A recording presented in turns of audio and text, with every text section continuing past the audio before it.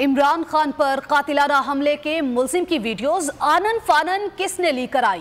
तहकीकाती committee ने police हुकाम के बयानात कलम बंद कर लिए। कमेटी ने मुल्जिम नवीद से भी वीडियो लीक के बारे में तहकीकात की। रिपोर्ट 5 दिसंबर को महकमा डाक को जमा कराई जाएगी।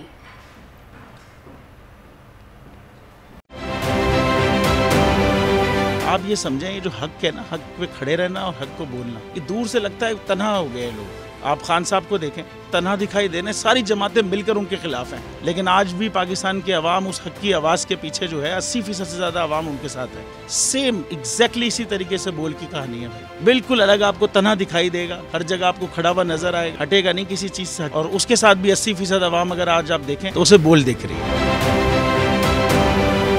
जाली केस है ना, ये हम पे उस वक्त बनाए गए थे जब हुकूमत यही थी, इन्हीं लोगों की हुकूमत थी ना। और ये जाली केस, इनको मैं नहीं कह रहा इस केस को जाली केस, इनको पाकिस्तान में क्या पूरी दुनिया में एक ऐसा शिकायत कुंदा नहीं मिला, एक ऐसा कंप्लेनेंट नहीं मिला जिसने ये कहा हो कि हमारे साथ फ्रॉड हुआ है। तो ये खुद ही बन गए कंप्लेनेंट, और ये खुद ही इन्होंने खुद ही इन्वेस्टिगेशन की, उसकी खुद ही तफ्तीश भी की, यानी कि कंप्लेनेंट भी है, इन्वेस्टिगेशन ऑफिसर भी है। और इन द एंड इन्होंने फिर उसके बावजूद ये कोर्ट में जमा कराया कि जी ये केस जाली केस था और इसमें किसी किस्म जो कुछ एग्जैक्ट कर रहा था सब लीगल। ये मेरी बात नहीं है, ये इनके इन्वेस्टिगेशन ऑफिसर की बात। सबसे ज्यादा व्यूज और सबसे ज्यादा रेटिंग के साथ बोल आज भी रहा नंबर 1 पर।